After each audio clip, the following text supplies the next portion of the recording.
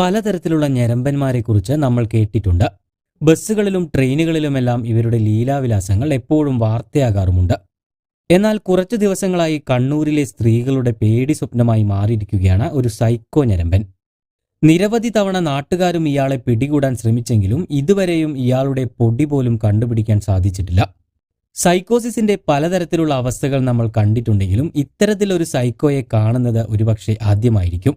ഇയാളുടെ ശല്യം കാരണം സ്ത്രീകൾക്ക് പുറത്തിറങ്ങാൻ പറ്റാത്ത അവസ്ഥയാണിപ്പോൾ. കണ്ണൂരിലെ കരിവെള്ളൂരിലും പരിസരത്തുമായി പ്രഭാത സവാരിക്ക് ഇറങ്ങുന്ന സ്ത്രീകളാണ് ഇയാളുടെ പ്രധാന ഇരകൾ.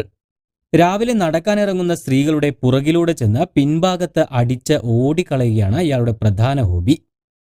ഇതിനകം തന്നെ 10-ലേറെ സ്ത്രീകൾക്കാണ് അടി കിട്ടിയിരിക്കുന്നത്. പെരളം, കൊഴുമൽ, പുത്തൂർ ഭാഗങ്ങളിലുള്ളവർക്കാണ് ആദ്യമായി അടി കിട്ടിയത്. രാവിലെ വെളിച്ചം വീഴുന്നതിന് മുൻപ് നടന്നു പോകുന്ന സ്ത്രീകളുടെ പിൻഭാഗത്തടിച്ച് കടന്നു കളയുകയാണ് ഞരമ്പന്റെ പതിവ് പരിപാടി.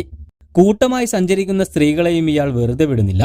കഴിഞ്ഞ ദിവസം നടുവപ്പുറത്തെ 3 സ്ത്രീകളെ തുടർച്ചയായി 2 ദിവസം അടിച്ചു. ആളില്ലാത്ത വിജനമായ സ്ഥലങ്ങൾ നോക്കിയാണ് ഇയാൾ അടിക്കുന്നത്.